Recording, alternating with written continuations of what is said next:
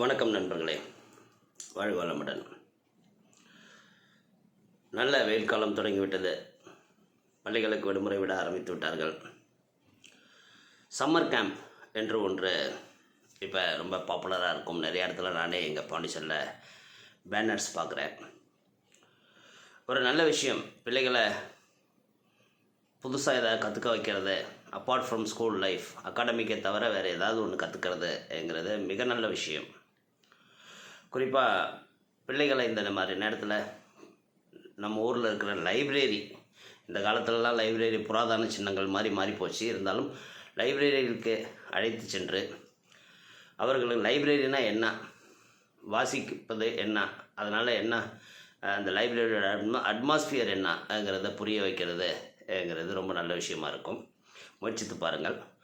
அதே போல் எனக்கு இங்கே இந்த பதிவுக்கான காரணம், இப்போ நான் இந்த பதிவுக்கான காரணம் என்ன, சம்மர் கேம்ப் பற்றி நம்ம சேனலில் நிறையா சொல்லியிருக்கிறோம். இந்த காலத்தில் சம்மர் கேம்ப்னா ஸ்கேட்டிங், டான்ஸிங், பரதநாட்டியம், ட்ராயிங், அப்புறம் அபகாஸ், அப்படி இப்படின்னு பல கேம்ப்ஸ் இருக்கும். நான் இதெல்லாம் வேணான்னு சொல்லலை, இதெல்லாம் நல்லது இல்லைன்னு சொல்லலை.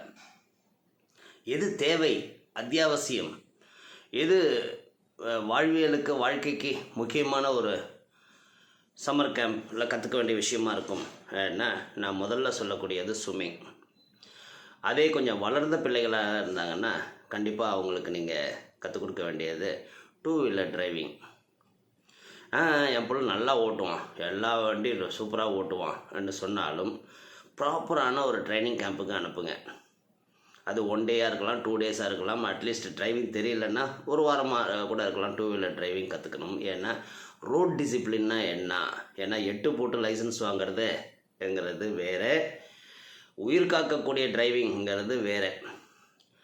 உங்களுக்கு வண்டியில் எந்த ரோட்டில் எந்த லேனில் போகணும், எந்த கிராசிங் வரும்போது எந்த பக்கம் பார்த்து ரோடை கிராஸ் பண்ணணும், 2 வீலரில் போகும்போது டயர் ப்ரெஷர் எவ்வளோ இருக்கணும், வண்டியில் எந்த அளவுக்கு ஸ்பீடு, ஒவ்வொரு வண்டியிலையும் போகக்கூடிய பாதுகாப்பான ஸ்பீடு என்ன, ஒரு ஸ்பீட் பிரேக்கர் வருதுன்னா அதை எப்படி கடக்கிறது, எதுக்கு நிறையா க்ரௌடடான டிராஃபிக் ஜாம் இருக்குதுன்னா அதில் எப்படி நம்ம பொறுமையோடு கடந்து போவது, சிக்னலில் எப்படி நம்ம பாஸ் த்ரூ ஆகிறது, இது எல்லாத்தையும் கற்றுக்கக்கூடிய லைஃப் ஸ்கில்லை கற்றுக் கொடுங்க.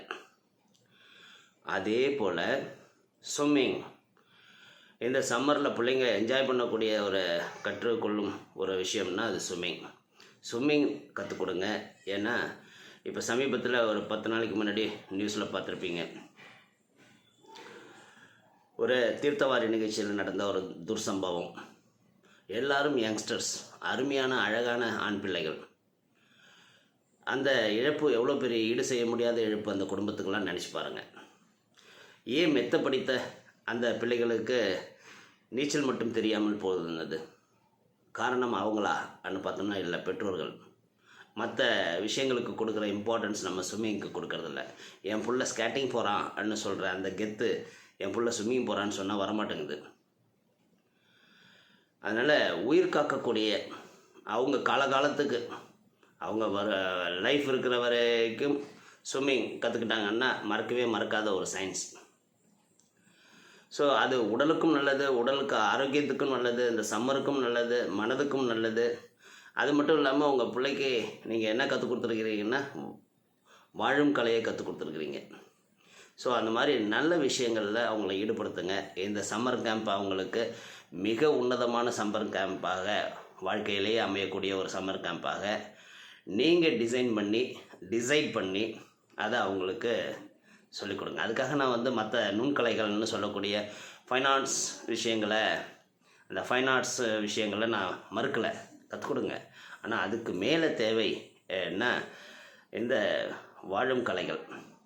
அதனால் இன்றைய காலகட்டங்களில் அவங்களுக்கு தேவை என்னை பொறுத்த வரைக்கும், நான் இப்போ இந்த சம்மர் கேம்புக்கு ஒரு சின்னதாக ஒரு 3 பாயிண்ட் என்ன, லைப்ரரினா என்ன, லைப்ரரிக்கு கூப்பிட்டு போய் அவங்கள பழக்கப்படுத்துறது, அதை பற்றி விளக்கமாக சொல்கிறது. 1 ஸ்விம்மிங், வளர்ந்த பிள்ளைகளாக இருந்தால் டிரைவிங், ஈவன் வளராத பிள்ளைகள் 10 வயசுக்கு கீழே இருக்கிற பிள்ளைங்களுக்கு கூட ரோடு கிராஸ் பண்ணுறது எப்படின்னு கற்றுக் கொடுங்க.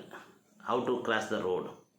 ஒரு ரோட்டில் கிராஸ் பண்ணுறோம்னா எந்த பக்கம் பார்த்து எவ்வளோ தூரத்தில் வண்டி வரும்போது நம்ம ரோட்டை பாதுகாப்பாக கிராஸ் பண்ணலாம் கற்றுக் கொடுங்க. கண்டிப்பாக இது அவங்களுக்கு ரொம்ப பெரிய லேர்னிங் சம்மராக இருக்கும். வாழ்க வளமுடன்.